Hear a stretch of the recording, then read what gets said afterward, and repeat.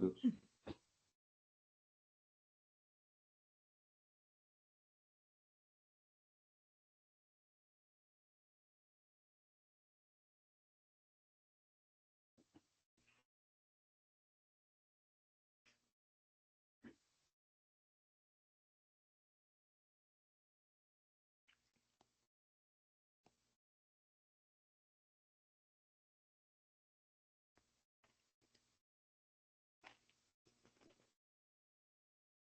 Mônica, bom? Boa noite a todos. Novamente estamos reunidos uma semana depois do Concrete Show, que é o grande evento que a ANAPRE apresenta seu simpósio anual, de um tema extremamente importante em qualquer tipo de aplicação, de qualquer tipo de material, seja de uma pintura de parede, a carpetes, tudo mais que vocês imaginarem. Então, considerem a importância da superfície no mundo do revestimento de alto desempenho. É um momento crucial, é um momento no qual a gente efetivamente tem que conhecer tanto o substrato, quanto o produto que vai ser aplicado, quanto as técnicas que precisam ser adotadas. Bom, para isso, hoje temos o Pedro Newton Carvalho, meu amigo, meu colega da NS Brasil, que vai compartilhar um pouco da sua larga experiência e vai passar para todos os presentes todos os macetes, ou ao menos a grande maioria dos macetes. Então, agradeço novamente a presença e a participação de todos. E eu acredito que já são 18h33, já demos alguns minutos protocolares. Eu acredito que, a partir de agora, a bola é tua, Newton. Muito obrigado e a gente se vê logo, logo. Obrigado, Levon. Bom, boa noite a todos. Bem-vindos. É um prazer estar aqui compartilhando um pouquinho do meu tempo e do meu conhecimento com vocês, né? E vocês estão dedicando tempo para mais conteúdo, mais aprendizados. Bom, a ANAPRE, tá? Associação Nacional de Pisos e Revestimentos, a ANAPRE completou esse ano 20 anos. E dentro do programa da ANAPRE, tá? Já para 2024, a ANAPRE está implantando uma série de ações para levar conhecimento até vocês, tá? Tanto através do nosso site. Se vocês acessarem o site da ANAPRE, o site está ficando cada vez mais robusto, com muitas informações, tá? Tem um botãozinho lá, né, na parte de cima, que são recomendações técnicas. As recomendações técnicas têm muita coisa bacana, tá? Para vocês conhecerem, tá? Bom, o que eu posso dizer aqui para vocês? Nossa proposta de hoje, e eu estou travado aqui, por algum motivo eu não estou saindo da minha tela. Tá. Hoje o nosso objetivo vai ser falar sobre preparo de substrato para revestimentos de alto desempenho. Tá? Então, nós chamamos de revestimento de alto desempenho, tá? Também de RAD. É muito comum no mercado falar o termo RAD, tá? Então, RAD é revestimento de alto desempenho. Bom, quem eu sou? Tá? Eu sou engenheiro químico e químico industrial, sou formado pela Universidade Mackenzie. Então, eu completei engenharia química em 85, depois eu fiz a química industrial na sequência.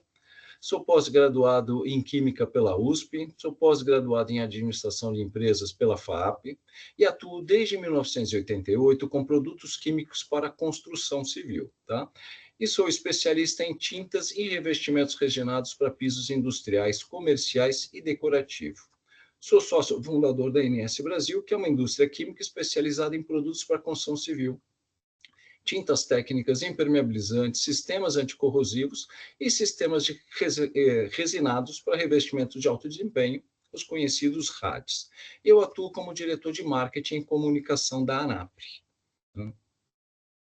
Bom, dentro do site da ANAPRE, neste link aqui, é só vocês entrarem em anapre.org.br, rolarem a barra de rolagem até o final, vocês vão ver no canto esquerdo embaixo essa telinha, esse manual de boas práticas tá? Que tem essa cor verde, né? Bom, uh, esse manual, tá? É um manual bastante recente, tem muita informação para vocês, e ele está dividido em 7 partes. Primeira parte é a definição da solução técnica, tá? O que é a solução técnica, tá? Então, tem já uma parte do conteúdo, tá? Das soluções técnicas. Depois, a parte 2 é definição dos custos envolvidos. E a parte 3, definição do preço de venda. Então, como é um manual, tá? Focado para o executor de RAD, aqui tem informação sobre os custos da operação e como se forma um preço de vendas, tá? Depois a definição das responsabilidades das partes, tá? Cliente e aplicador, procedimentos executivos, uso e conservação do RAD e manifestações patológicas mais comuns e prováveis soluções das mesmas. Bom, como parte, tá, deste manual de boas práticas, que é esse item 1, definição da solução técnica, tá? A gente apresenta um checklist para vocês, tá? Checklist para revestimentos de alto desempenho. Esse checklist é muito interessante, tá? Função é levantar o maior número de informações referentes às condições atuais do substrato em que será aplicado o RAD, as características de operação e as soluções mecânicas e químicas que irão atuar, tá, sobre o revestimento. Bom, primeira parte aqui é a caracterização do cliente, tá? Depois, tipo do substrato. Se é uma laje apoiada, se tem umidade, se é um contrapiso, se é um concreto, que tipo de acabamento, se é asfalto, se é um piso de alta resistência, tá? Se tem cura química, se tem um endurecedor de superfície, ou seja, tem um bocado de informações que é importante serem anotadas para vocês definirem qual vai ser a melhor estratégia, tá? Dependendo do tipo de substrato, para se definir qual é a melhor preparo do substrato baseado nas necessidades do cliente. Se ele tem trânsito de pessoas, de paleteiras, que tipo de empilhadeira, se é elétrica, pneumática, que tipo de roda, se é roda rígida, tá? Ou com borracha, se tem queda de ferramentas, queda de peças, tá? Qual a resistência mecânica desse concreto, qual tipo de tráfego. Bom, aqui, tipos de juntas, aqui vocês conseguem definir também, tá? Perguntando para o cliente que tipo de solicitações químicas, tá? Que ele tem, qual é o produto químico, qual é a concentração desse produto químico, tá? E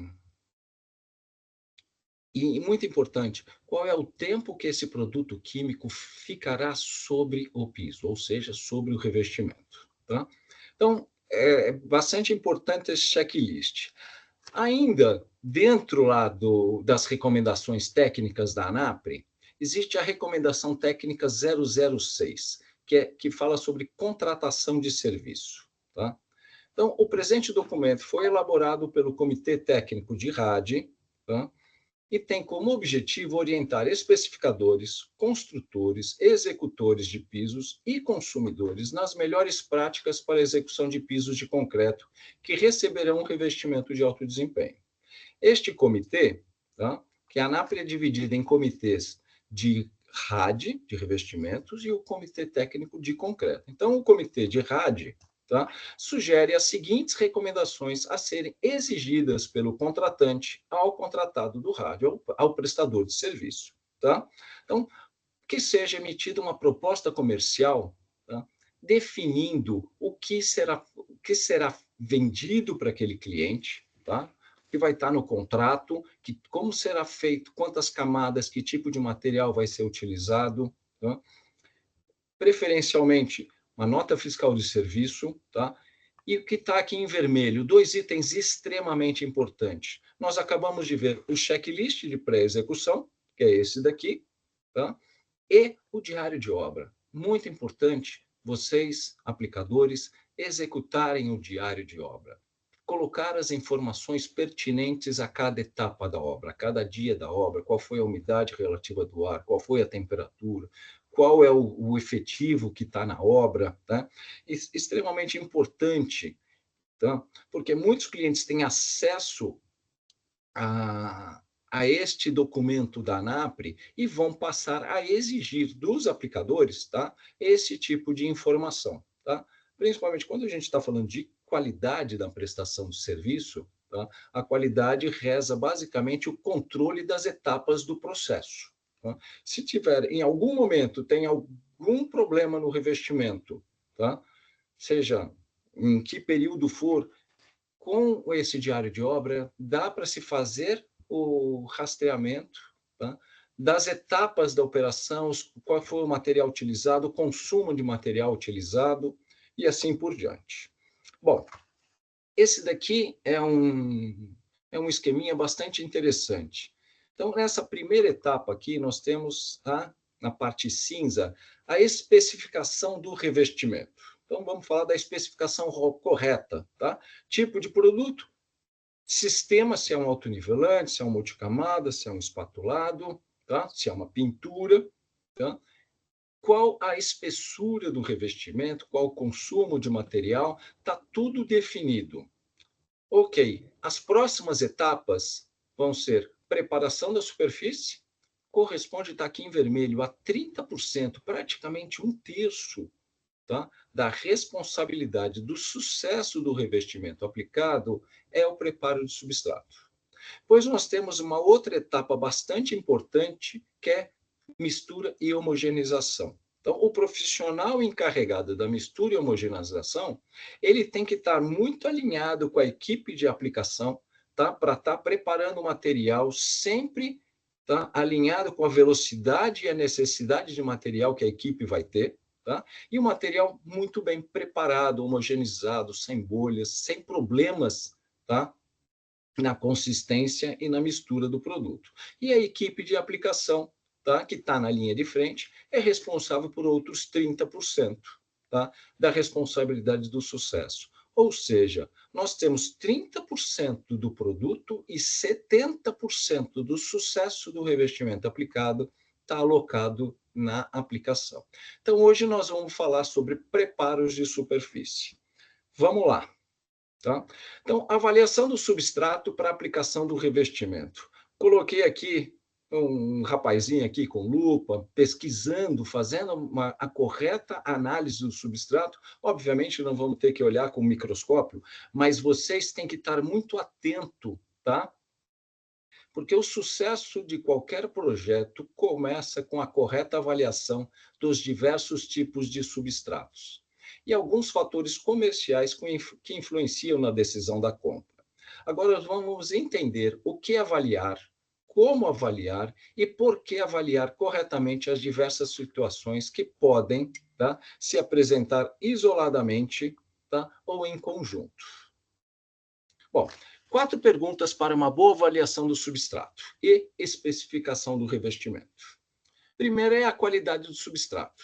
O substrato deve estar isento de patologias e adequado para o tipo de revestimento que irá receber.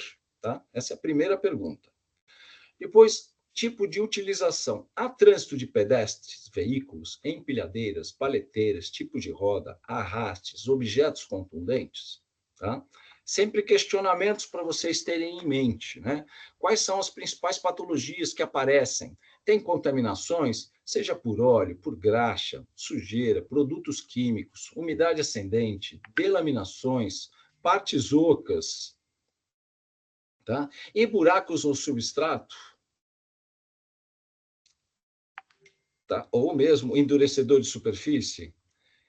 Bom, o que temos aqui, né? Se temos óleo, se temos graxa, vamos ter que fazer um preparo químico do substrato, tá? Se temos sujeira, preparo mecânico. Produtos químicos, tem que entender qual foi o produto químico que pode ter contaminado aquele substrato, tá? E para se preparar com o adequado processo, tá, de descontaminação química daquele substrato. Se tem umidade ascendente, tá?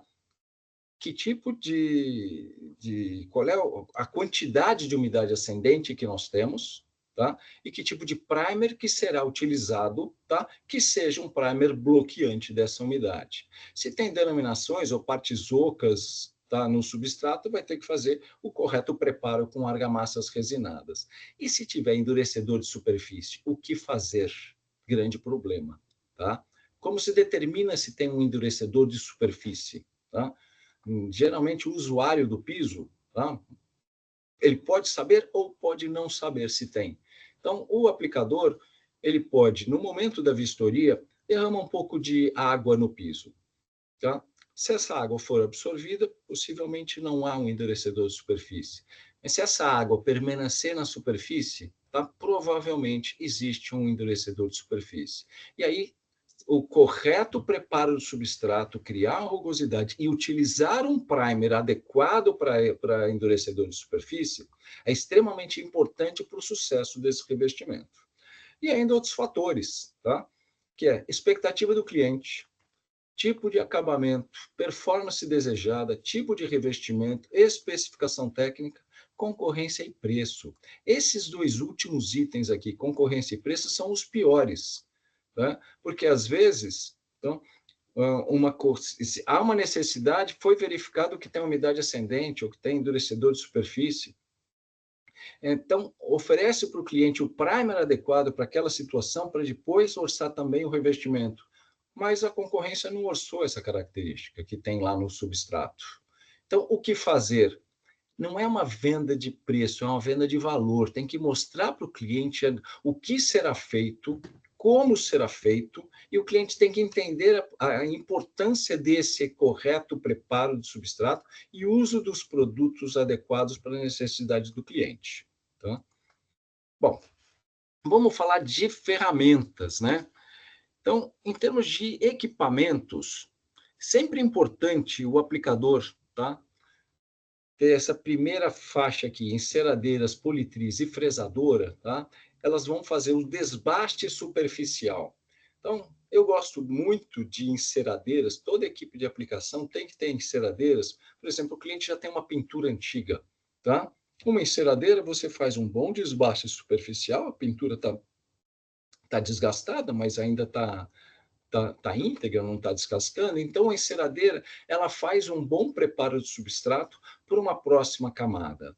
Ou, se você eventualmente fez uma aplicação, perdeu a janela de aplicação do produto aplicado, tá? E precisa fazer um desbaste superficial, entra com uma enceradeira com disco preto, ou com aquela sand screen, ou mesmo uma lixa, tá? Faz um desbaste superficial e entra com uma próxima camada. Então, eu gosto muito que as equipes tenham enceradeiras. Tá? Politrizes, tá? Extremamente importante para fazer desbastes, tá? Principalmente nós vamos ver um pouquinho mais para frente cada um desses equipamentos. Tá?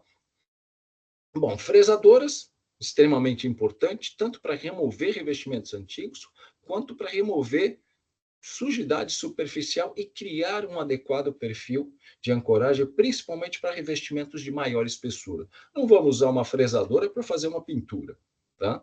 Mas vamos usar uma fresadora para fazer um sistema autonivelante, para fazer um sistema multicamadas ou mesmo um espatulado.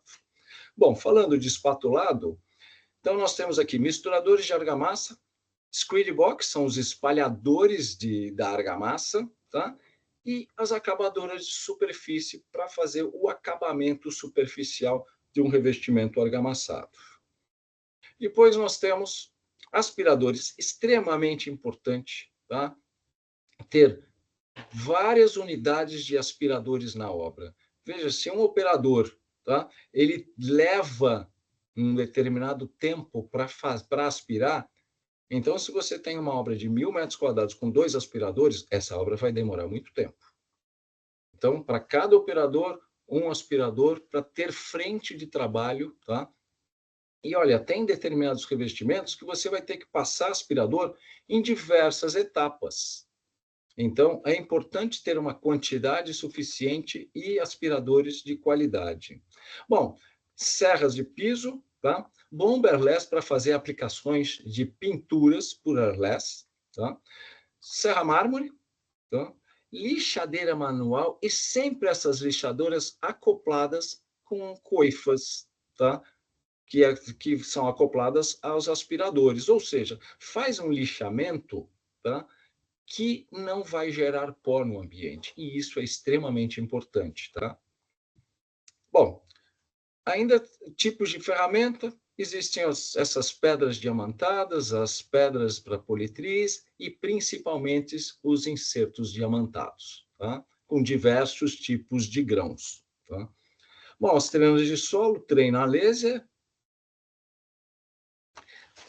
Aqui, você sabe que eu sempre entendo que furadeira, quem tem uma não tem nenhuma, né? Então, furadeira sempre tem que ter mais de uma furadeira na obra, tá?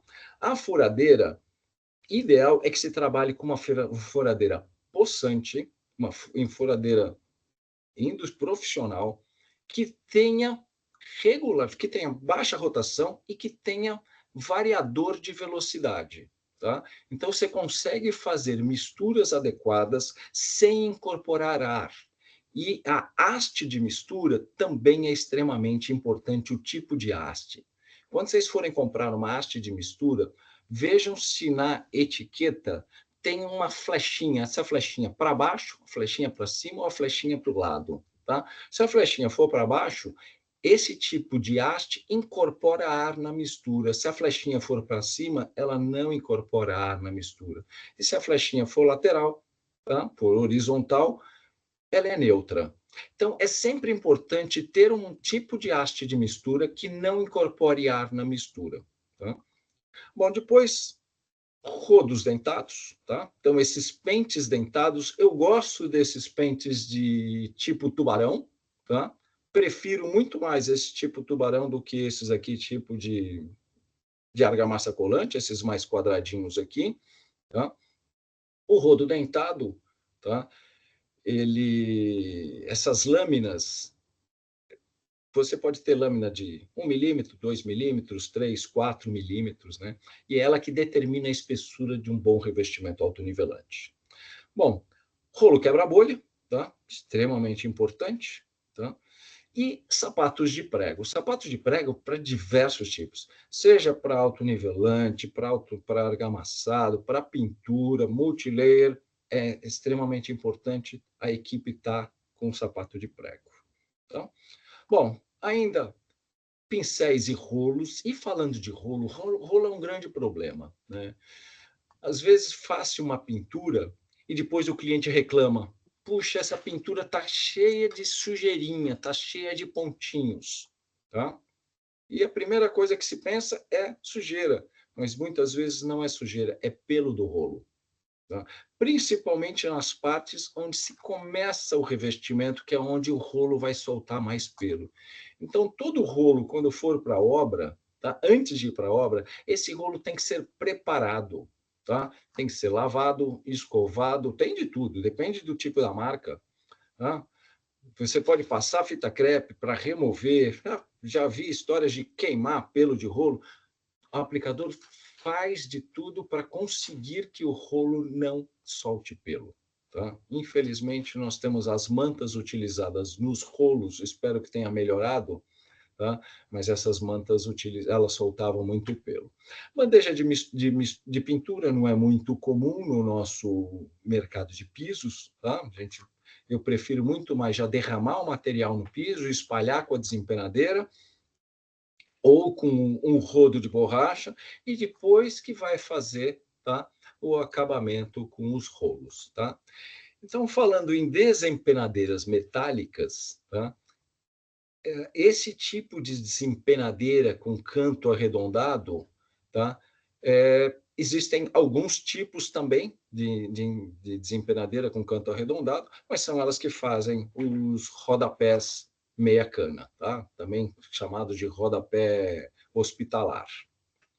Bom, e os rodos de borracha? Eu gosto bastante, tem que achar um bom fabricante, tá, de rodo que, dependendo do tipo da borracha, da textura da borracha, a flexibilidade da borracha, se consegue fazer um acabamento muito bom utilizando o rodo, tá? Rodos de borracha.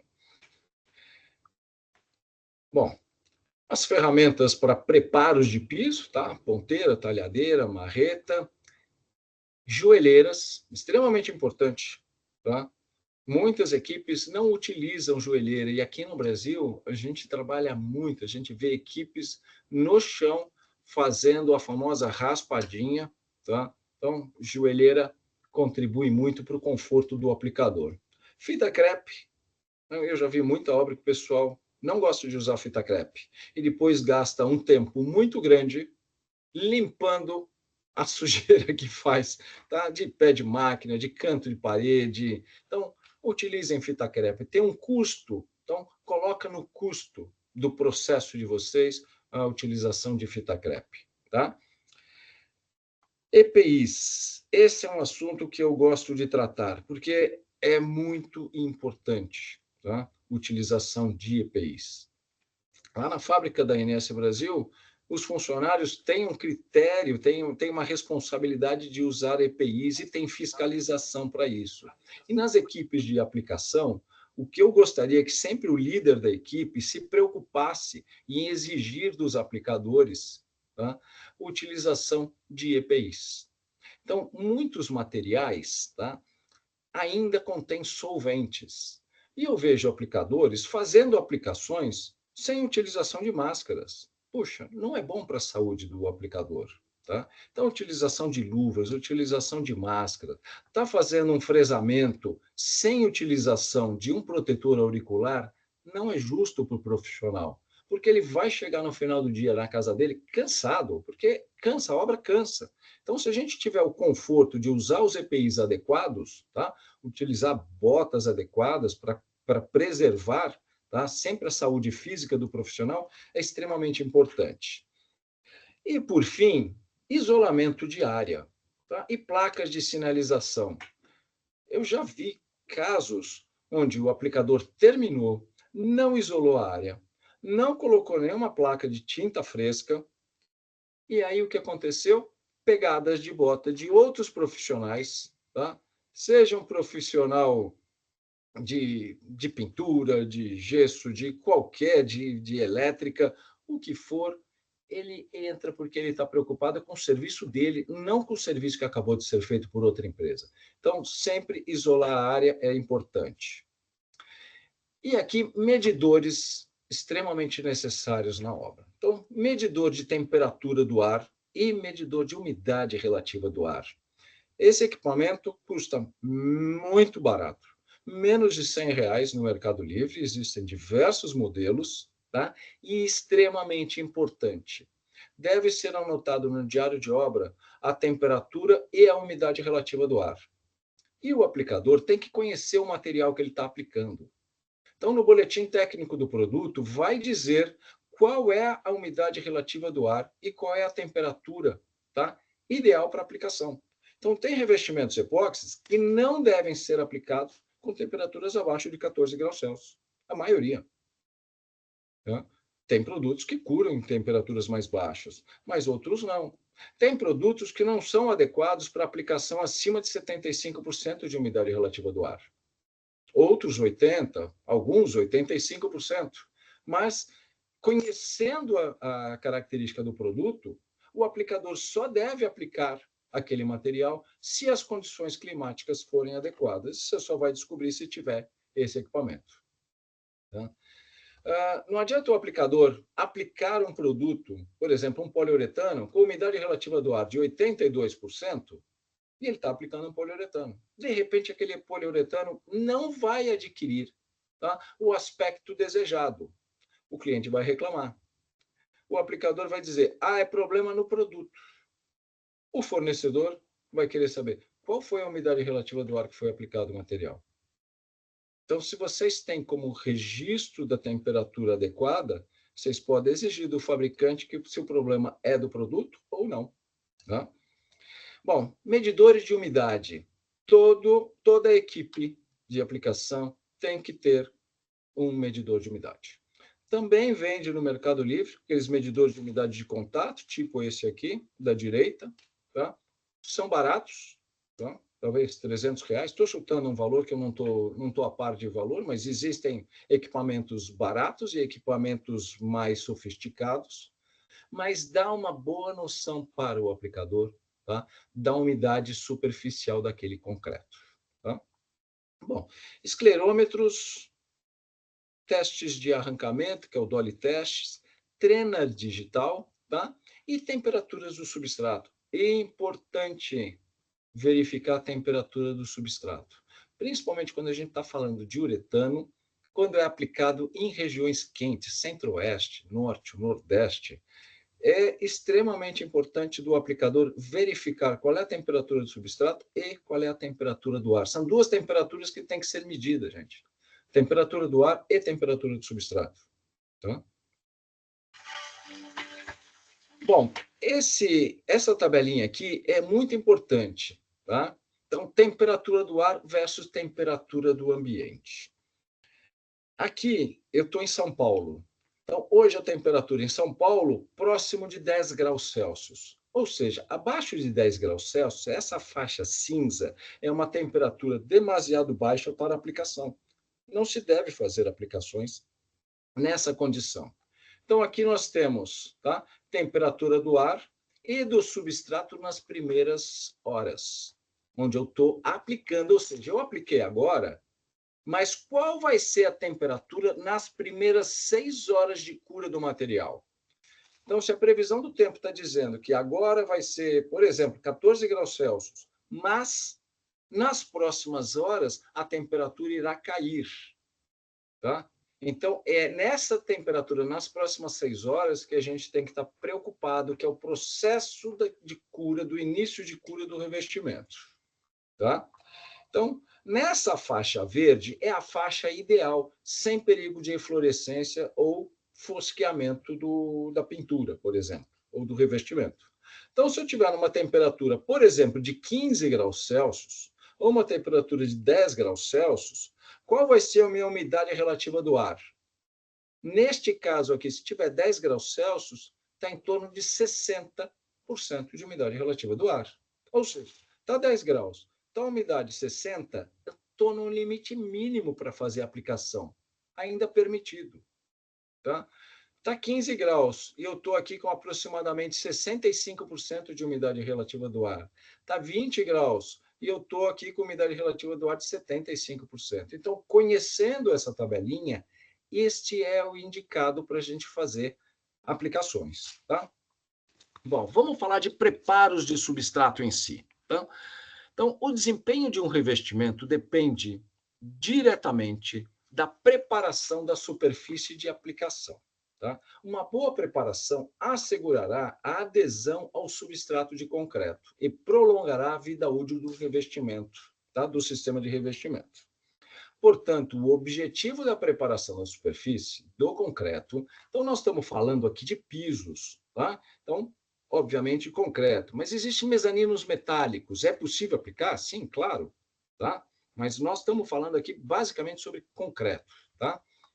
E a aplicação de procedimentos adequados para tornar a superfície sã, limpa e apropriadamente áspera para receber o revestimento. Lembra, essa palavra áspera é o que nós vamos ver nos próximos slides. Tá? Então, a finalidade da preparação de superfície é remover materiais e substâncias que prejudiquem ou impeçam a aderência do revestimento ao concreto ou substrato. Tá? Remova contaminações superficiais. Abrir os poros do substrato, aumentar a área de ancoragem do substrato e aumentar o poder de ancoragem do revestimento ao substrato. Tá? Portanto, o preparo do substrato é a alma de um bom revestimento de alto desempenho, de um bom RAD. Bom, considerações gerais. Verificar se o substrato está íntegro. Já falamos sobre isso. Verificar se a umidade do substrato está abaixo de 5%. Alguns revestimentos, tá, é possível aplicar com umidade acima de 5%. Vocês vão ter que olhar, tá, que perguntar ao fabricante daquele revestimento ou ler no boletim técnico daquele material, tá, se ele é adequado para se aplicar em superfícies acima de 5%. A grande maioria não é. Portanto, vocês têm que garantir que a umidade do substrato esteja abaixo de 5% no momento da aplicação. Tá? E anotem isso no boletim diário de obra. Se der algum problema lá na frente, tirem foto do revestimento, do medidor de umidade. Então, naquele dia, foi medido a umidade com equipamento tal e o resultado foi abaixo de 5%. Perfeito. Procede com a aplicação. Não deu acima de 5%. Pergunta para o fabricante do material o que fazer. Tá? Verificar o tipo e grau de contaminação do substrato. Tá? Importante isso. E verificar trincas e tipos de juntas de movimentação ou rígidas do substrato. Então, vamos lá. A preparação do substrato é a fundação do revestimento, é onde ele vai ancorar. Então, se vai fazer uma aplicação de uma pintura numa superfície, uma chapa metálica, tem que ter o preparo adequado. Se vai fazer sobre um concreto, tem que ter o preparo adequado. E aqui, nós estamos falando de revestimento, não sobre pintura. Tá?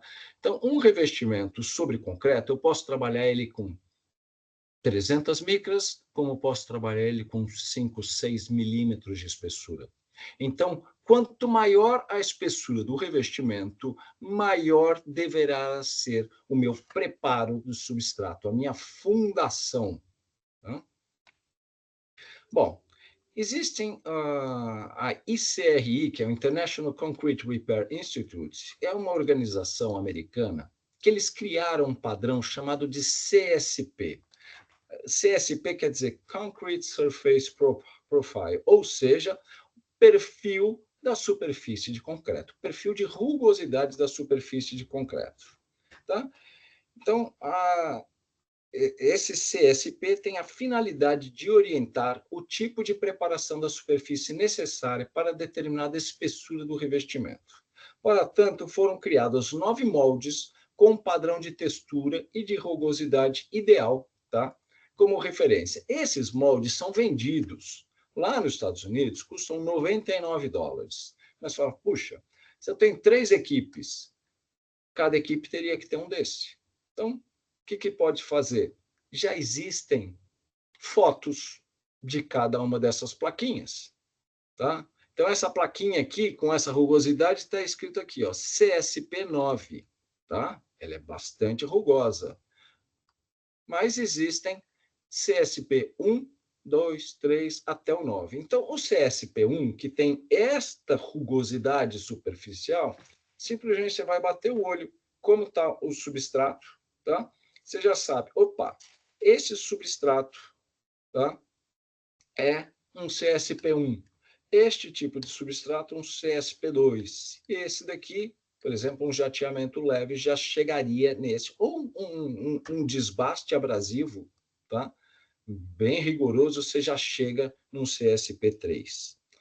CSP4, CSP5, CSP6, nós vamos ver um pouquinho mais para frente cada um deles, que tipo de preparo do substrato, tá? Então, eles já são feitos com fresamentos. Ideal, esse CSP4 já é ideal para fazer revestimentos uretanos, revestimentos argamassados, epóxi, né? Então, a partir do 4, a gente já faz revestimentos de alta espessura, tá? Aqui, CSP7, 8, 9 já estão muito rugosos, tá? Então, vamos ver. Nessa tabelinha, então, aqui nós temos CSP1, as imagens até o CSP9. Então, o que vem a ser aqui o CSP1? Tá?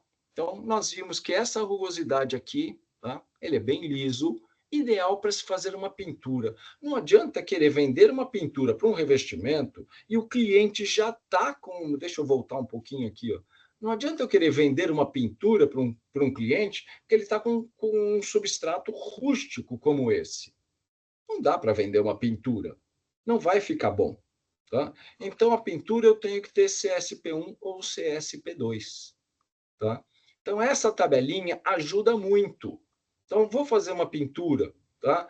Com 150 até 300 micrômetros de espessura, CSP1 ou CSP2. Fácil olhar na tabelinha.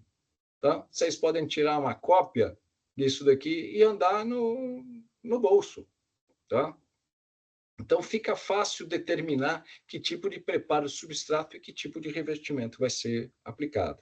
Então, por exemplo, revestimentos aqui de 4 a 8 milímetros, nós vamos estar trabalhando com CSP5 para frente. Revestimentos de 2 a 4 milímetros, seja um autonivelante, seja um espatulado epóxi, seja um multicamadas, vou ter que trabalhar com CSP. Claro, se eu vou estar trabalhando com 2 milímetros, eu começo com CSP3. Se eu for trabalhar com 4 milímetros, eu vou trabalhar com CSP5 a CSP6. Tá? Então, o preparo do substrato é importante a rugosidade do substrato, tá? Que vai ser criada. Então, quais os tipos de preparação de superfície? Pode ser preparação química, lixamento com enceradeira com discos abrasivos, lixamento com pedras abrasivas ou lixamento diamantado, fresamento, tá? Ou jateamento com granalha de aço. Vamos ver cada um deles.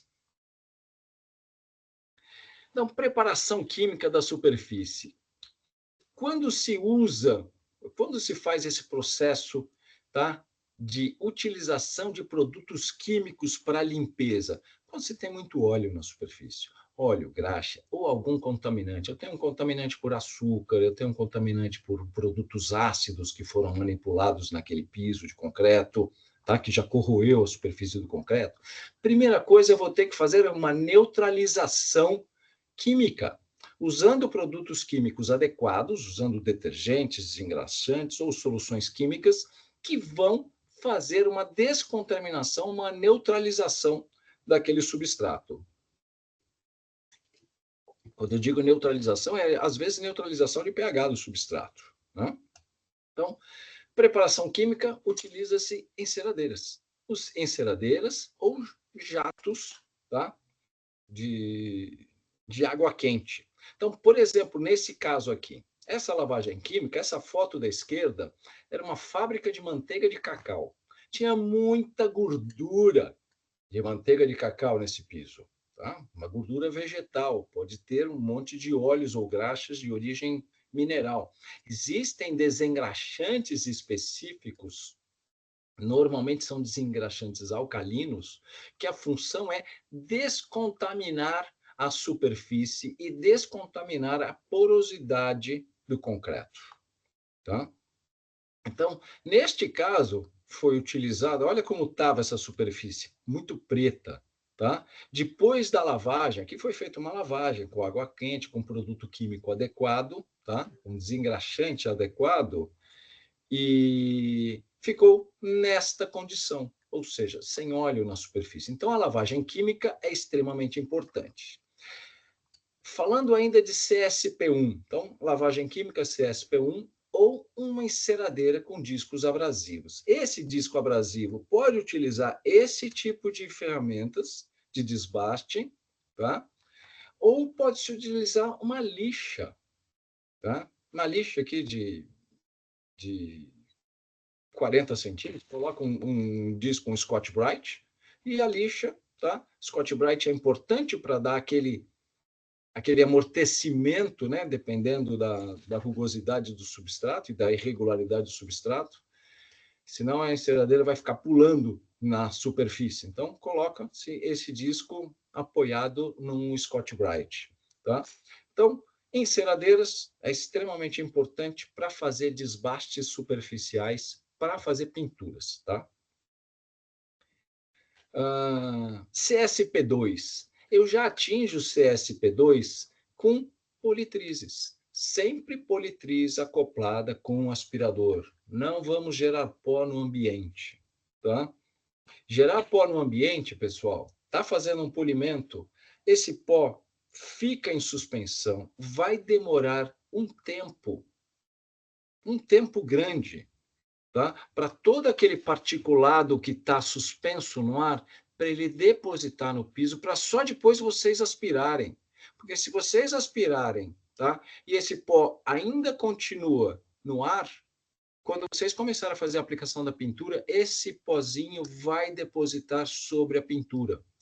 Então, para se evitar todo esse tempo e ganhar produtividade na obra, utilizem aspiradores, tá?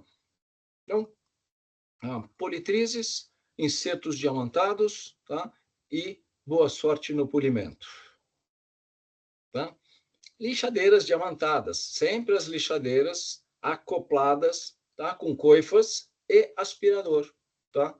Acoplado aqui, e faz todo o tratamento de pé de máquina, de canaletas, de cantos, ou seja, de baixos de máquinas onde uma politriz não consegue ter acesso, tá? Utiliza as lixadeiras manuais diamantadas, tá? Agora, quando a gente fala de uma ferramenta diamantada, que tipo de dureza utilizar, tá? Então, uma liga dura a gente vai utilizar num concreto mole. Um granilite, por exemplo, num contrapiso, eu vou usar uma liga dura. Num concreto duro, eu vou usar uma liga mole. Tá? O que define a dureza da liga é o tipo de metal usado como matriz. Então, por exemplo, tá? Eu posso usar numa liga dura um aço 1045. Uma liga mole, eu vou usar bronze, por exemplo. Então, compra-se já a liga, tá? Se ela é dura, média ou mole. Mas você pode chegar numa obra e você não tem a mínima ideia.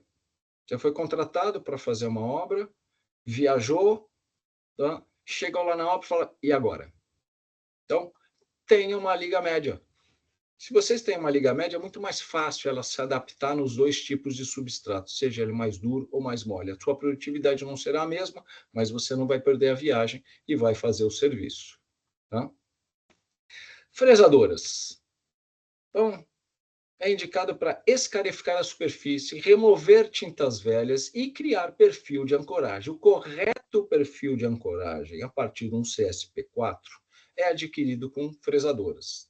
E aí você pode trabalhar a altura dessas rosetinhas aqui, se elas vão ter mais contato com o piso ou menos contato com o piso. Então, CSP4, CSP5, a gente utiliza, tá? Utilizando fresadoras, tá? Existe também um jateamento com granalha de aço. Não está sendo mais comum aqui no Brasil, tá? A disponibilidade de equipamentos, mas esse equipamento dá muita produtividade. Um homem consegue fazer 1.000 metros quadrados com uma jateadora, tá? Ela já faz o preparo de desbaste da superfície e aspira ao mesmo tempo. Então, é uma produtividade enorme. Tá? O problema é que as turbinas de uma jateadora começam a dar problemas e aí o custo dessa turbina não é barato.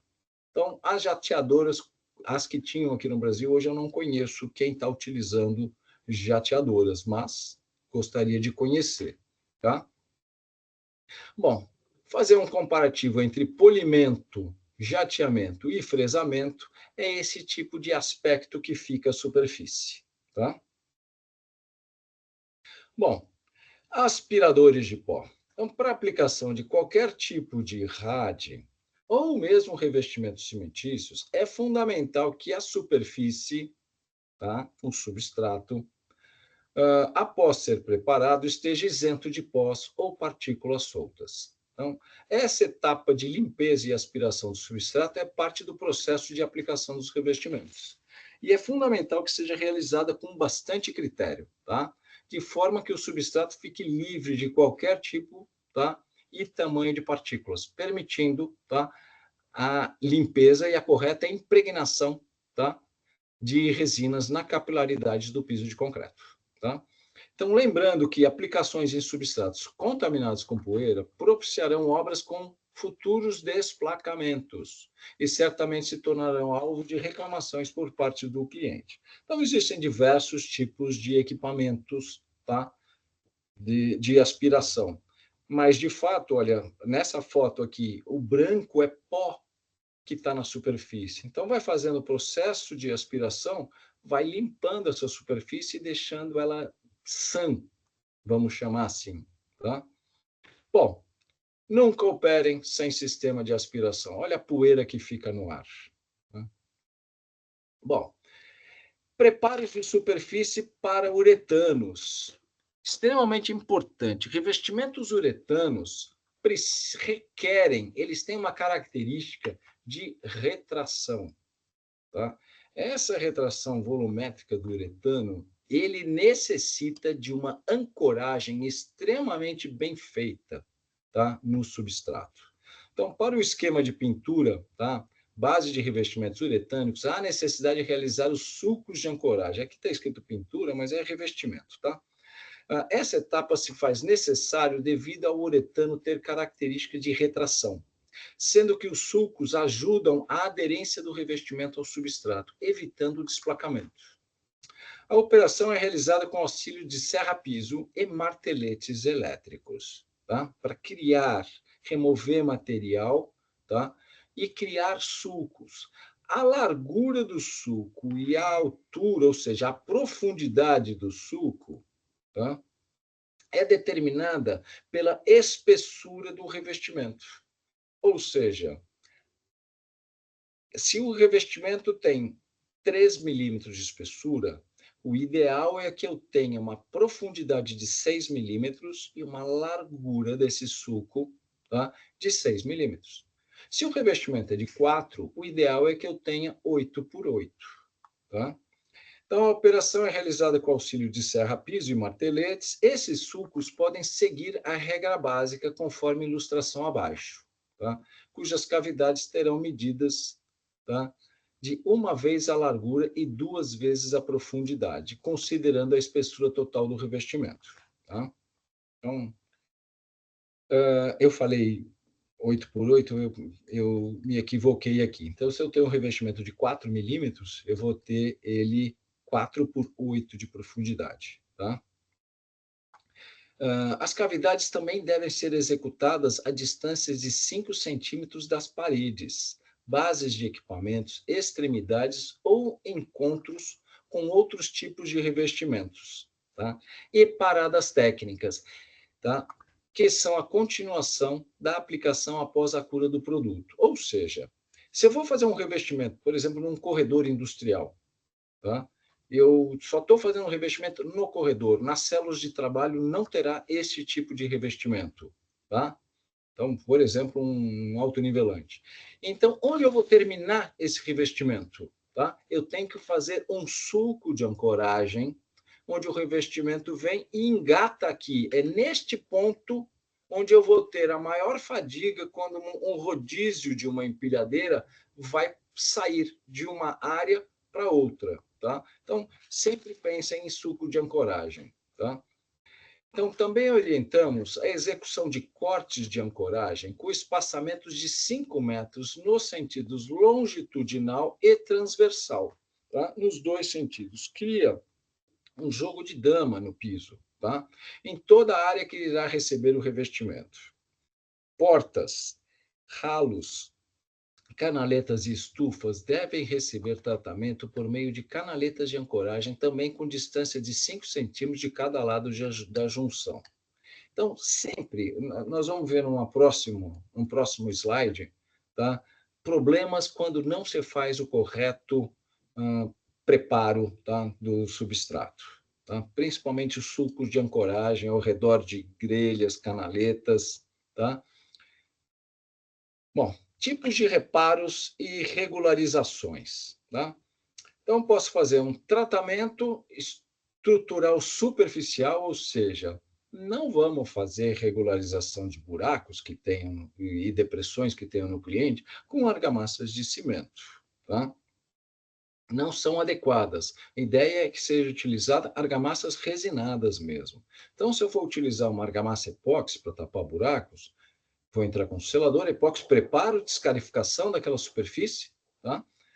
Entro com o selador epóxi, enquanto o selador estiver úmido, entro com o argamassado epóxi para fazer estucamento. Qual é a vantagem de utilizar o epóxi? 6 horas depois ele está duro, você já pode começar a fazer o revestimento. Você faz com uma argamassa de cimento, você vai ter que esperar dias. Lembra? Eu tenho que ter umidade de 4 a 5% para o revestimento. Portanto, não é indicado fazer uma aplicação, tá, sobre uma argamassa, sobre um substrato regularizado com argamassa cimentícia. Tá? Bom, tratamento de trincas, sempre com argamassas resinadas, lábios poliméricos e execução de sulcos de ancoragem. Tá?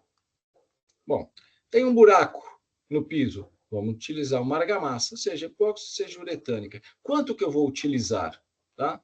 Então, como ideia para vocês da área de aplicação, mais ou menos 2,2 quilos de argamassa, vai depender do tipo de produto, mas como regra geral, 2,2 quilos de argamassa por metro quadrado por milímetro de espessura.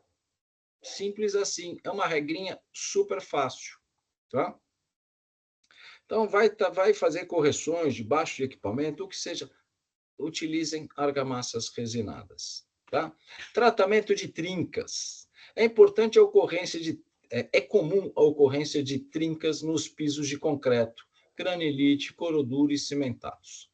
É fundamental que todas as trincas existentes nos diversos tipos de substratos sejam devidamente tratadas antes da execução do revestimento.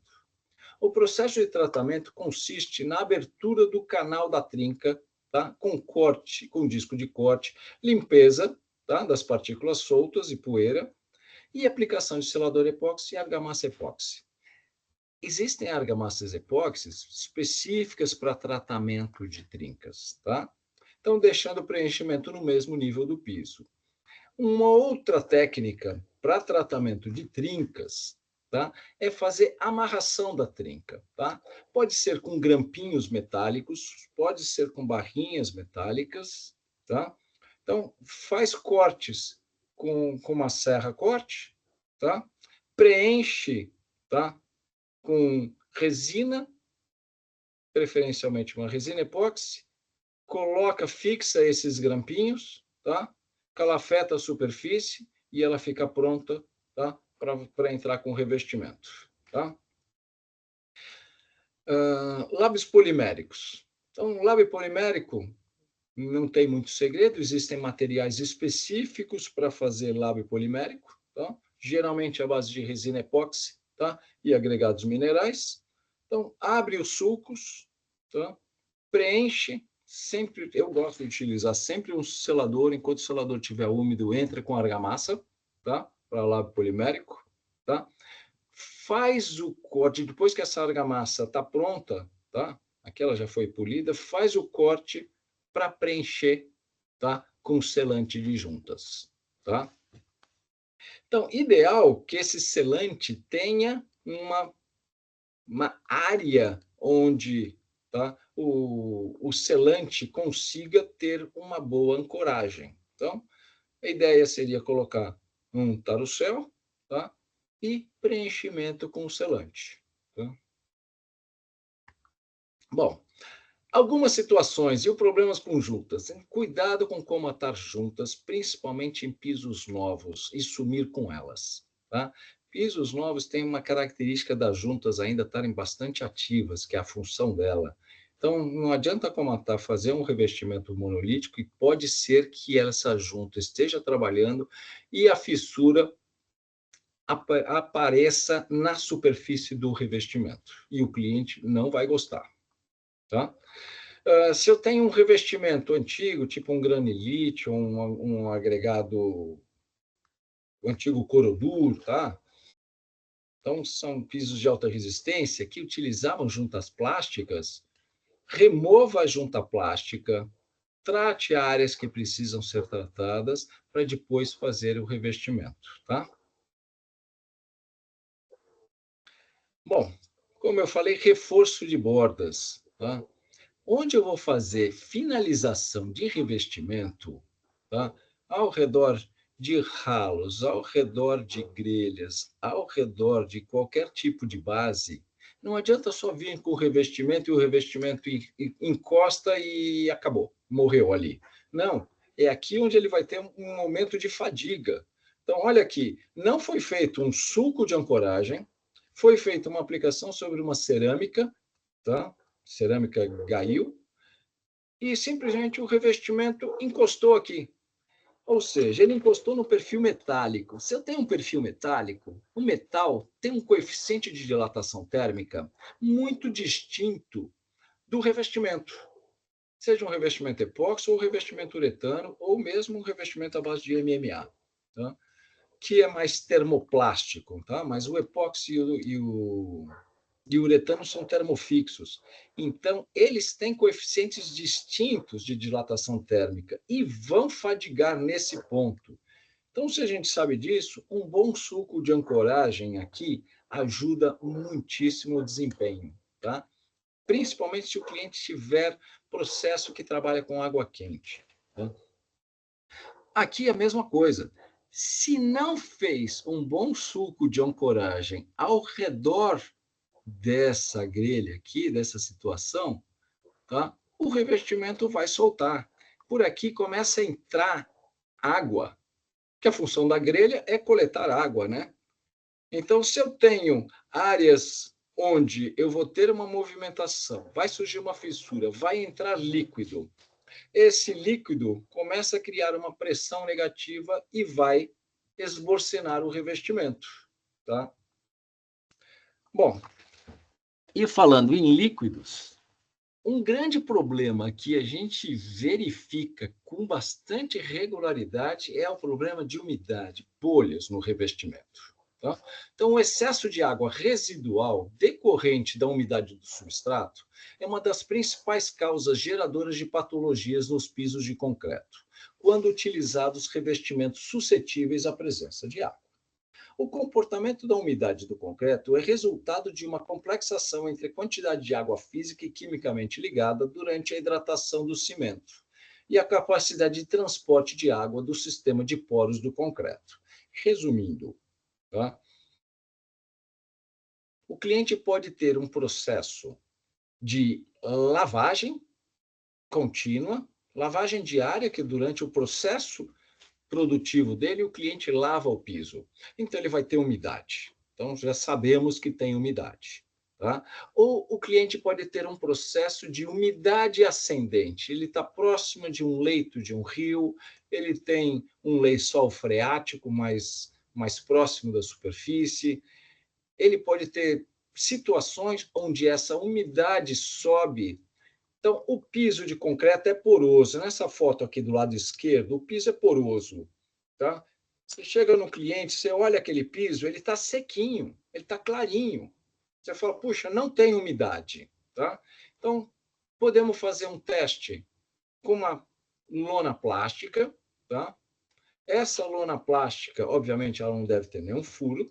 Tá? Coloca uma fita silver tape, uma fita de muito boa adesão, e deixa esse filme plástico, tá? Entre 24 e 48 horas, tá? Às vezes você vai ver que até surgiram gotículas de água, tá? Na face interna do filme, preferencialmente um filme transparente, tá? Podemos utilizar um plástico preto? Pode, mas preferencialmente um filme transparente, tá? E espesso. Olha o que acontece depois desse período, entre 24 e 48 horas. Tá?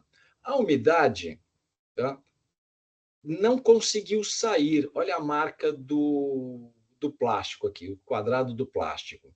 Então, esse plástico ele abafou o revestimento, ou seja, ele abafou o piso de concreto, a água que estava transitando, ela vinha do solo, passava pelo concreto, e subia na forma de vapor d'água, tá? Através dos capilares do concreto e evaporava, ia para o ar. Quando você colocou o plástico, ela não conseguiu mais ter esse processo, o vapor d'água não conseguiu mais ter esse processo de ir para a atmosfera. Portanto, ele escureceu o concreto. Nessa situação, você prova para o cliente que tem umidade. Tá? Ou, muito mais fácil, um medidor de umidade. Então, esse é um medidor de uma marca que chama-se GAN, G-A-N-N. Muito bom, fácil de comprar no Brasil e excelente esse equipamento. Excelente, excelente. Tá?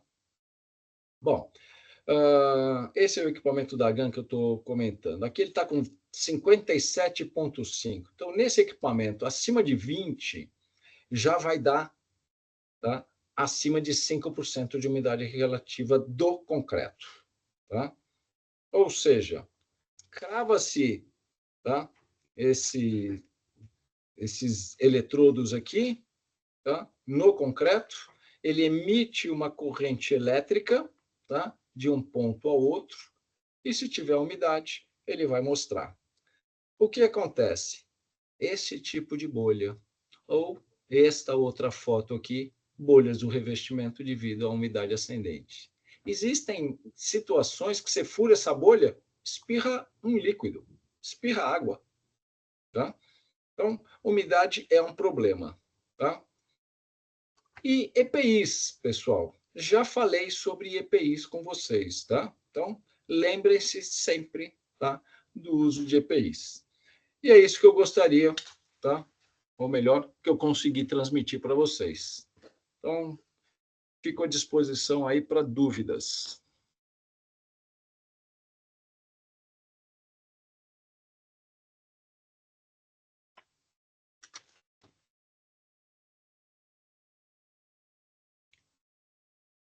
Vamos lá. Agradeço ao Newton compartilhar um histórico bastante amplo, com muitos detalhes, aproveitando o manual de executor de rádio que foi desenvolvido literalmente a múltiplas participações, Paulo Delarmedino, Eliana, a Kátia, todo mundo participou e a gente agradece a participação de todos e a gente conseguiu chegar num resultado bastante interessante. Eu diria que um documento absolutamente gratuito para que o mercado use. Hoje mesmo, numa reunião, a gente estava comentando sobre o peso da contribuição de você ter um guia. Ele tem imperfeições? Tudo tem. Mas é um norte, é um documento bem importante e a NAPRE está desenvolvendo mais dois documentos similares, que seria o Manual de Executor de Concreto, que está em fase final também, e o Manual de Execução de Lapidação, que é mais recente. Vamos lá, eu vou pegar aqui algumas perguntas que estão sendo passadas. Como eliminar o pó nos cortes de ancoragem? Esse é o primeiro ponto.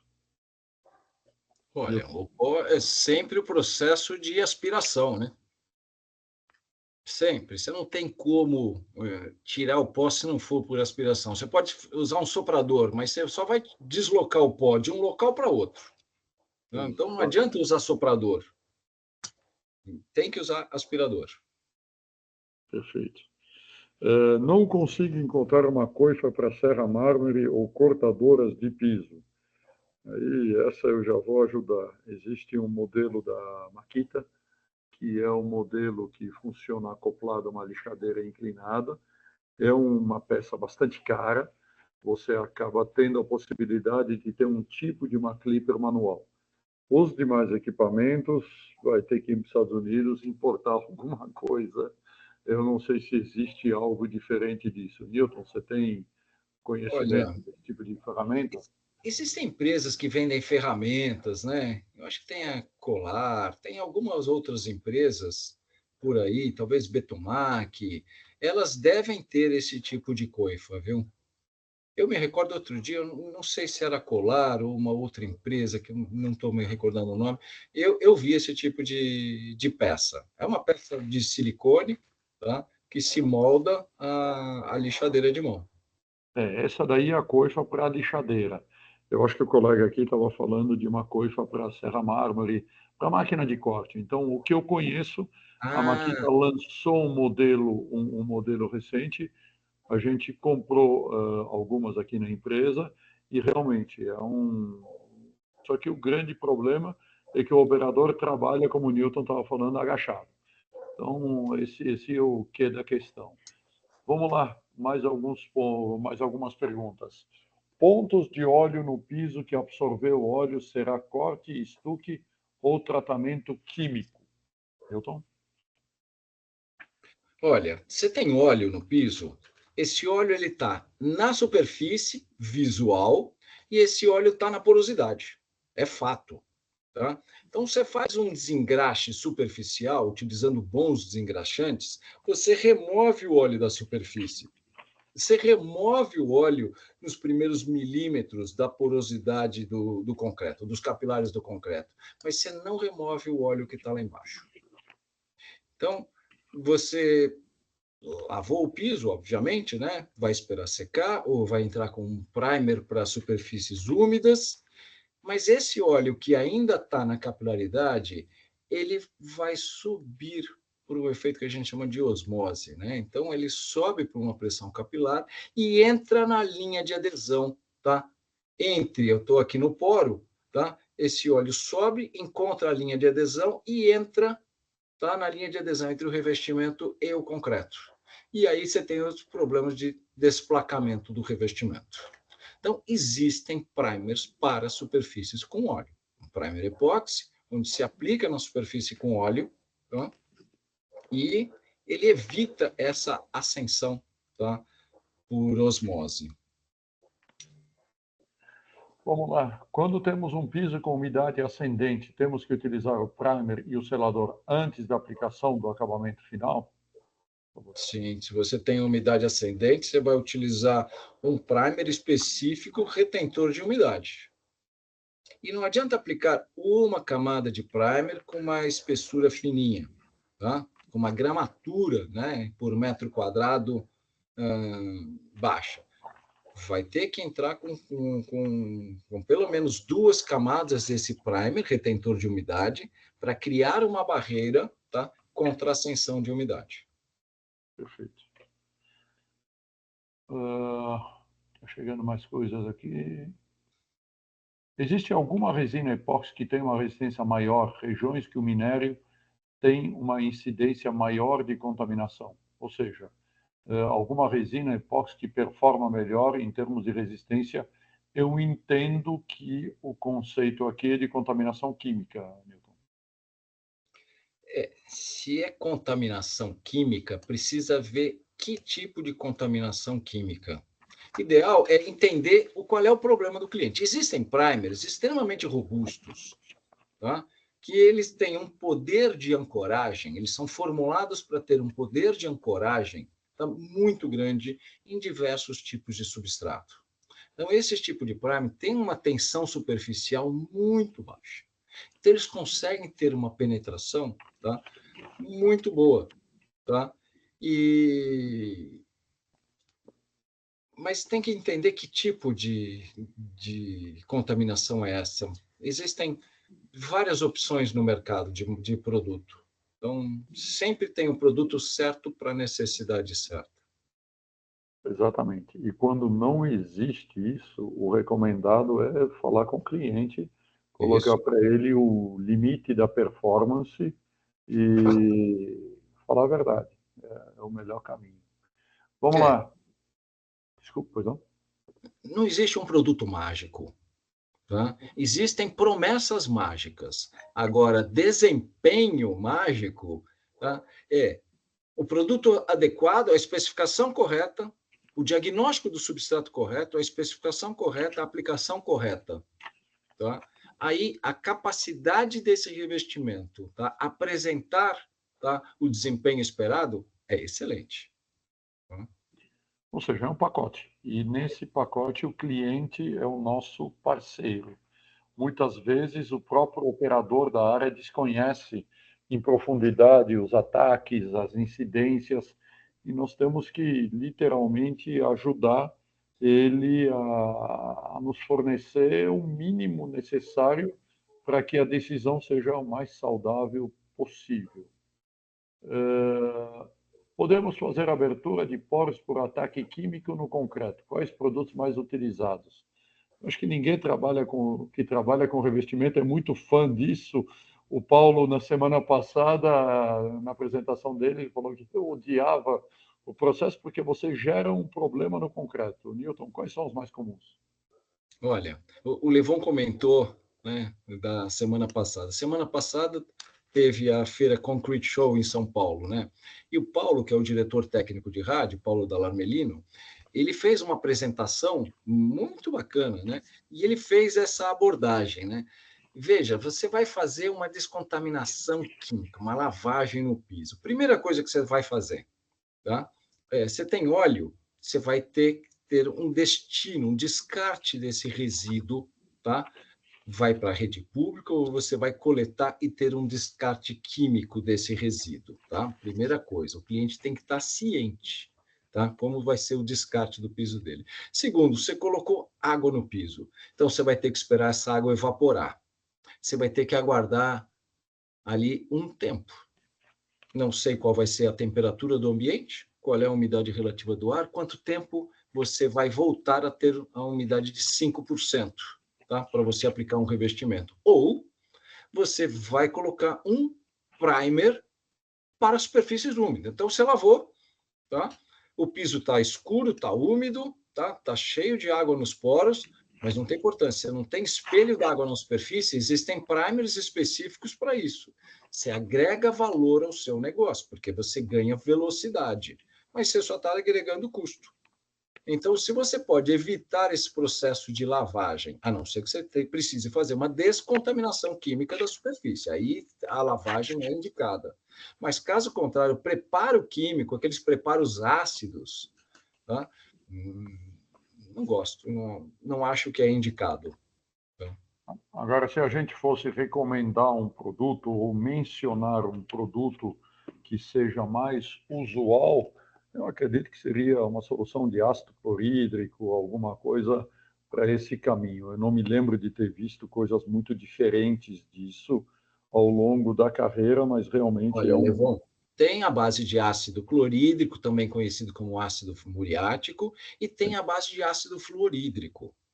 Tá? Perfeito. Então, por exemplo, você vai fazer uma lavagem em cima de uma cerâmica tipo Gail, um Grecite. Não adianta você colocar um ácido clorídrico ali, porque não vai fazer nem cócega. Ali tem que entrar com ácido fluorídrico. Existem produtos à base de fluorídrico no mercado, tá? Mas não sei, eu não gosto de lavagem química. Tá? Para preparo ácido de piso, eu particularmente não gosto, mas é opinião particular minha, tá? Eu diria que é uma opinião dos especialistas com ampla experiência. Eu acho que se existe uma coisa que quase todos nós concordamos, que não faz muito sentido você contaminar um concreto que você está querendo proteger. Então, o revestimento de alto desempenho é uma proteção. Então, é meio que um contrassenso você agredir ele quimicamente para depois proteger, salvo o caso de uma descontaminação, e aí faz todo sentido. Faz todo Sim. sentido. Mas, Levon, por exemplo, se a escolha foi uma lavagem ácida do piso para abrir porosidade. Ótimo, tudo bem, se essa foi a escolha. Não adianta só enxaguar. Então, depois que você faz aquele ataque ácido, você vai ter que fazer um ataque alcalino, ou seja, vai ter que entrar com um detergente alcalino ou uma solução de soda cáustica, mas tem que saber trabalhar, é melhor comprar um detergente alcalino, tá?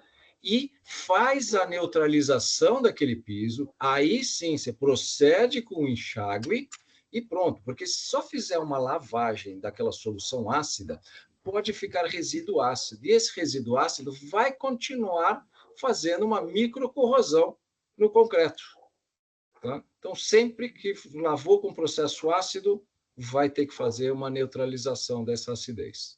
E não vamos esquecer dois pequenos detalhes. O concreto é um meio alcalino e existem muitas vezes reforços de aço ou Sim? de fibras dentro da matriz de concreto, que é um concreto estruturado, seja ele com tela, com fibra, com fibra de aço, etc. Então, toda vez que você entra com um agente agressor, você não vai conseguir fazer uma agressão a laser somente na superfície, ele corre-se o risco de percolar. E aí você está cavando no sentido errado. Vamos lá. Que mais? Deixa eu ver. Para áreas externas, podemos utilizar um primer ou um selador epóxi como acabamento final no sistema uretano? Podemos ter problemas de amarelamento? Acho que Sim. então, Veja, área externa, tá? O acabamento é mandatório. Se você faz com uretano ele não tem estabilidade aos raios ultravioleta, tá? Uretano ele é um endurecedor, é um isocianato aromático. Todo produto aromático tem a característica de amarelamento, tá? E o uretano amarela muito, em 24 horas. Ele já já alterou a tonalidade dele. Né? Então, se você vai ter um uretano em área externa, se você vai ter um epóxi em área externa, o uretano amarela é muito mais rápido que o epóxi, mas o epóxi também amarela. O epóxi tem um efeito chamado calcinação. Né? Então, tem que ser protegido com um poliuretano alifático. Aí sim, você faz um uretano ou um epóxi em área externa e usa como top coat uma pintura final em poliuretano alifático. Existem, entre os poliuretanos alifáticos, existem um universo de produtos. Existem as resinas poliuretano à base de alquídica, baixíssima resistência química, tá? Existem os poliuretanos acrílicos, tá? Que já dá baixa resistência química, mas alta dureza e ótima resistência à abrasão, e os poliuretanos poliéster, que têm ótima resistência química. Então, depende do que você quer. Você vai utilizar o poliuretano correto. Perfeito. Vamos lá. Dentro desse mote de usar sistemas híbridos, aí é uma pergunta minha para você. Nós já estamos falando de rádio, esquecemos um pouco a parte de preparação de superfície, que é a base da apresentação de hoje. Mas a gente consegue ter, por exemplo, algo que a gente, que tem um pouco de experiência, a gente enxerga, por exemplo, as durezas dos materiais das juntas quando são cobertos, quando são pintados, os poliuretanos que são utilizados como selantes de juntas que recebem pinturas de acabamento por cima deles. Você concorda com esse fato? Tem um pouco de preparação de superfície, porque o selante faz parte do conceito de preparar a área Levou. da junta. Eu quero ouvir tua opinião e quero que a turma ouça também. Deixa eu ver se eu entendi. Você está dizendo que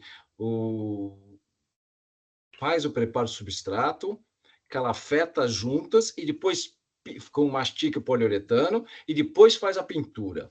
Então, Exatamente. o mastica poliuretano, a função dele é exatamente trabalhar naquela junta. Então, se ele vai trabalhar, ele tem uma dureza, geralmente chorar, vai ser, por exemplo, 40, tá? E ele vai ter uma elasticidade, ou seja, uma flexibilidade. Aí você vai fazer uma pintura epóxi, e o epóxi é rígido.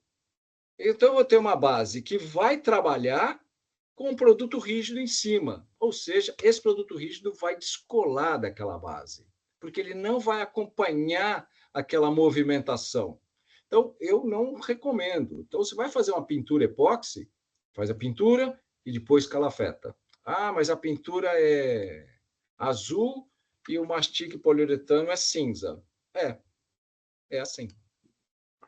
É assim, tem que ter coragem, exatamente isso, porque mesmo quando não ocorre descolamento, ocorre certamente a fissuração.